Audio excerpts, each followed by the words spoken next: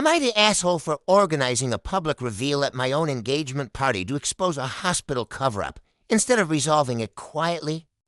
Welcome to Book Club. I've read this story. Today's story is about a woman who spent 28 years being treated like her father's biggest mistake until a DNA test revealed she wasn't biologically related to either parent. What started as a family humiliation turned into a hospital cover-up that changed two families forever. Let's get started. For 28 years, Gerald has referred to me as his wife's mistake, not always out loud. Sometimes it was a look. Sometimes it was the way he talked about my brother differently than he talked about me. Sometimes it was the comment at a family dinner that landed like something accidental but wasn't last month. At his 60th birthday party with 40 people in the room. It was not accidental at all. I'm not going to repeat exactly what he said. What matters is that my mom and I walked out together and my grandma followed us into the hallway and told me something she had been sitting on for 28 years. My grandma said that. The night I was born at St. Mary's Hospital, March 15th, 1997, something had felt wrong to her. She had been there for the birth. She remembered a nurse carrying the baby out to be cleaned and returning quickly with shaking hands and placing the bundle back. She said she had never been able to articulate exactly why it bothered her. She had told herself she was tired, that she was imagining things. What she had not imagined was the paperwork before she left the hospital that night. She had asked to see the birth record. She said she had always been meticulous about documentation, something she had passed to my mom and then to me. She had made a quiet copy of the original before the file was closed. The record listed my birth time as 11:07 p.m. that my mom remembered giving birth at 11:58 p.m., 11 minutes. My grandma had been sitting on an 11-minute gap for 28 years because she didn't know what to do with it, and she had hoped it meant nothing. She gave me the name of the head nurse on duty that night, Margaret Sullivan. I ordered a DNA test the next day to 3 samples, my own, my mom's, and Gerald's, which I collected from his hairbrush on a visit to the house before my mom had fully moved out. Gerald found out I had ordered the test through my brother, who had been told by someone I had mentioned it to. I found out Gerald knew because he sent an email to 47 members of our extended family 3 days later. The email said my mom had been unfaithful during their marriage. It said the DNA test would finally prove what he had always known. It said he was devastated. He sent this email before the results came. Back as my mom was staying at a friend's house by the time I got the notification that the results were ready. I sat in my car in a parking lot and opened the file on my phone. Not Gerald. 0% match. Consistent with his suspicion, not my mom. 0% match. I read that second line 4 times to 0%. My mom, the woman who raised me, who sat with me through every illness and every heartbreak and every bad decision, shares no DNA with me. She didn't have an affair. She didn't do anything wrong. She gave birth to a baby that was taken from her end, replaced with someone else's child before she could tell the difference. The 11 minutes in my grandma's copy of the birth record suddenly had a very clear meaning. Got my engagement party is in 9 days. 60 people, including 47 of the people who received Gerald's email. Gerald has already told several relatives he plans to attend and present the DNA results as evidence. He thinks he's going to walk into my engagement party and use it as the venue for his vindication. I have a different plan. Am I the asshole for what I'm planning to do? Some people I've told think I should handle this through lawyers, quietly, without making it a public event. That doing it at my own engagement party will overshadow my fiancé and turn what should be a celebration into something else entirely. My fiancé knows everything and has told me he supports whatever I decide. He said, specifically, it's your truth. Tell it where you want to tell it. I want to tell it in that room, in front of those 60 people, because Gerald made it public when he sent that email. And I think my mom deserves to have her name cleared in the same room where it was destroyed. Is that wrong? Too long. Didn't read. Gerald publicly humiliated me for years, claiming I wasn't his. My grandma revealed an 11-minute discrepancy in my birth record from 1997.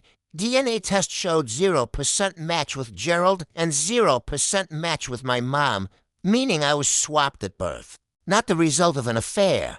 Gerald sent a defamatory email to 47 family members before results came back. My engagement party is in 9 days. He plans to present the 0% result as his vindication. I have a different plan. Am I the asshole? Edit, my fiancé just read the draft of what I'm planning to say. He didn't change a word. Edit 2. Engagement party is tomorrow. I found her. Update coming after. Well, this story honestly feels unreal in the most terrifying way possible. Like, at first you think it's just another situation about a toxic stepdad or a family secret, but then the DNA results completely flip everything upside down. The fact that her mom was innocent entire life is still based on a 3 decades being silent is blamed for something she'd never done. It's actually her freaking. It's a detail about the Ramar keeping that birth record for 28 years. It's like, deep down, she always knew something was wrong, even if she couldn't prove it. But what really has me hooked is that, I found her, because now this story suddenly becomes so much bigger than Gerald being through. Somewhere out there is another family whose entire life might also be built on the same mistake. And I have a feeling this engagement party is about to turn into absolute chaos before the real emotional fallout even begins. Update 1. For days after the party, need to write this in order, or it won't make sense. 2 weeks before the party, I tracked down Margaret Sullivan. She's in her 70s now, and she lives 40 minutes from where I grew up. It took some effort and a letter from her. Lawyer explaining that I had DNA evidence of a birth discrepancy and was prepared. To pursue the matter formally, she agreed to meet me at a diner. She was already sitting in the booth when I arrived. She ordered coffee and didn't touch it. When I sat down, she looked at me for a moment, and then she started crying before I said a single word. She had kept a diary that was a small spiral notebook, the kind nurses used for shift notes in the late 90s. She had taken it home that night and kept it for 28 years in a box in her closet. She slid it across the table, March 15th, 1997. The entries were time-stamped. 11:47 p.m., baby girl, Townsend family. 11:58 p.m., baby girl, Linda Morrison.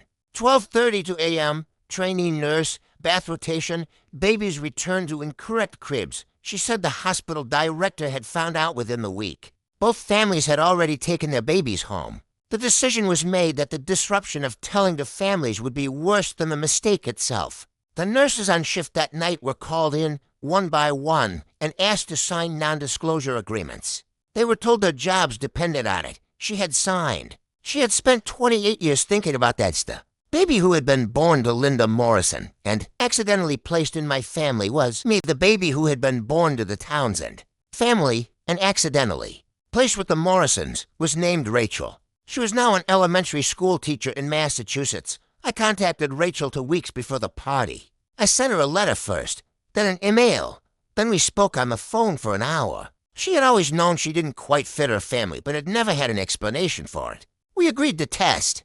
The result came back 99.9% match between Rachel and Gerald, and Diane. Rachel agreed to come to the parties, the engagement party, that Gerald arrived early. I watched him on the venue camera from the back room where I was waiting with Rachel, my fiancé, and Margaret Sullivan. He was holding a printed document. He had dressed well. He spoke to relatives near the entrance for 20 minutes. When the room was full and the speeches began, Gerald made his way to the front. He talked about family, about truth, about the pain of suspicion. He held up the printed document, the 0% result. He said tonight he was finally going to have his peace. I stepped out from the side of the room and walked to the mic. I said I had something to add. I introduced Margaret Sullivan first. She stood and confirmed what she had told me in the diner, in front of 60 people, in a voice that did not waver. Then I put the full DNA results on the screen, mine, my mom's, Gerald's, Rachel's, all put together. The 99.9% connection between Rachel and Gerald and Diane, the confirmation of what had happened in that hospital. Then I said, I'd like you to meet Rachel Morrison. Rachel walked in from the side door. I heard someone near the front make a sound that wasn't quite a word. Rachel has the same jaw as my brother Marcus. She has Gerald's eyes. She looks like a Townsend in a way that I never have. Gerald looked at her for a long time. Then he sat down heavily on the floor. Not dramatically. Just as if his legs stopped working. That my brother Marcus had been standing next to Gerald for the whole speech. He looked at his father on the floor. Then he stepped past him and walked to my mom and put his arms around her and said something I couldn't hear from. where I was standing. Okay, these updates were actually insane. Like, I knew Gara was going to be humble, but I didn't expect this story to go this far. The fact that the nurse kept that tiny notebook for 28 years because the eyes never left her, that is the kind of detail that makes them feeling palpably real. And honestly, Gary collapsing onto the floor after seeing Rachel walk in. Yeah, that image is going to stay with me for a while. But really, the moment that's his hardest wasn't even his reaction. It's what Marcus immediately choosing their mom over him, without hesitation. That tells you everything about what this family have probably lived through behind closed doors. And now I can't stop wondering what happens next, because exposing the truth is one thing, but rebuilding two completely shattered families, that's a whole different story. My mom held on to him for a long time, Gerald. Was still on the floor that my mom turned to him eventually. She said she wanted him to say, out loud, in front of everyone who had received his email, what he had done to her. That he had spent 28 years treating their daughter like a crime. That he had sent that email before he had any results at all. He said it. All of it. In a voice that barely carried across the room. It was not enough. It was also something. Update 2. Finarical's mom is named Linda. She has blue eyes, exactly the same shade as mine. When we met for the first time in a coffee shop in Boston, I could see her noticing the color and not quite knowing what to do with it. Neither did I. We sat there for a while, not saying much, and that was okay, yet my mom and Linda have now met 3 times. They call each other the other mother. They text photographs. My mom sent Linda a photo from my childhood birthday party, and Linda cried and sent one back, and they have been doing this exchange for weeks. Filling in each other's gaps, Rachel and Marcus discovered, separately and then together, that they both love woodworking. They had both taken it up independently. They had both described it to their respective families as a strange compulsion they couldn't explain. When they found out, they stood in my mom's kitchen laughing in a way that sounded almost identical. Tori and I filed suit against St. Mary's Hospital. I'm going to call her Tori here because that's who she is to me now. My sister, the one I grew up alongside, the one who shares 28 years of history with me even if we don't share blood. The hospital settled. $900,000 total, split between us. A public apology posted on their website and printed in the local paper. The director who had ordered the cover-up in 1997 was still at the hospital in a senior administrative role. He resigned the week after the settlement was announced at my fiancé, and I got married 2 months after the engagement party till my mom walked me down the aisle that Gerald was not there.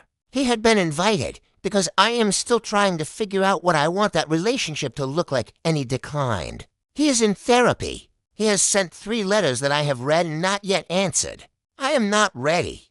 I don't know when I will be. What I know is that not yet is not the same as never, and that is about all I can offer right now. I found out last month that I am pregnant, that my fiancé cried when I told him. The good kind. I called my mom and she cried too. I called Rachel and she said she was going to be the best aunt this baby had ever seen. Which made me laugh because the baby doesn't have any other aunts yet, but that seems like exactly the kind of thing a sister would say. I think about what I want for this child. I think about what it means that the family they are born into is one that has been taken apart and put back together, and is still finding its shape. I think about the women who lost babies in a hospital 28 years ago and found each other on the other side and called each other the other mother. I think whatever DNA this baby carries is going to grow up knowing exactly who shows up and why. That's the whole thing, really. That's everything, not the asshole. My mom spent 28 years being accused of something she didn't do. The least I could do was make sure the truth was told in the same room as the lies to Long. Didn't read. Found Rachel through the nurse's diary. 99.9% DNA match confirmed the swap. Brought Rachel to the engagement party. Gerald came to present the 0% result as his vindication and found Rachel instead. He sat down on the floor and didn't get up for a while. My brother walked past him to apologize to my mom. Gerald apologized out loud in front of the room. Both moms are now friends, call each other the other mother. Rachel and Marcus discovered they both love woodworking. Hospital settled for $900,000, public apology, director resigned. Got married 2 months later, Mom walked me down the aisle. I'm pregnant. We're okay. We're really okay. Every ad that somehow gets more unbelievable, but at the same time it's more emotional too. And I think that's makes it hit so hard is that Underneath all the DNA tests and hospital cover-ups, it's really about people trying to figure out what family actually means. Because technically, almost everything, though, never to believe about her life turned out to be false, and yes, the love was still real. Her mom was still her mom, and Marcus was still her brother. And I'm not gonna lie, the moments Marcus worked past girls and went straight to hug his mom, yeah, that genuinely got me a little. You can just feel how many years of pain were packed into that one moment. And honestly, I also can't stop thinking about two mothers, it changing old travels photo back and forth. That's such a heartbreaking but beautiful image. Like, imagine Rivingir, Tootie, and even know we're taking from you. But really, by the end, the story doesn't leave you feeling angry. It leaves you feeling relief. Not because everything is magically fixed, because it clearly isn't, but because for the first time, everyone finally knows the truth. In hearing the narrative talk about raising her baby in a family built on honesty instead of suspicion. Oh gosh, that's felt like the real ending right there. So let me know what you guys think about this one, because I genuinely want to hear your thoughts. If you enjoy this story, don't forget to like, subscribe to PopcornRest Reddit, alright? And I will see you guys at the next one. Goodbye.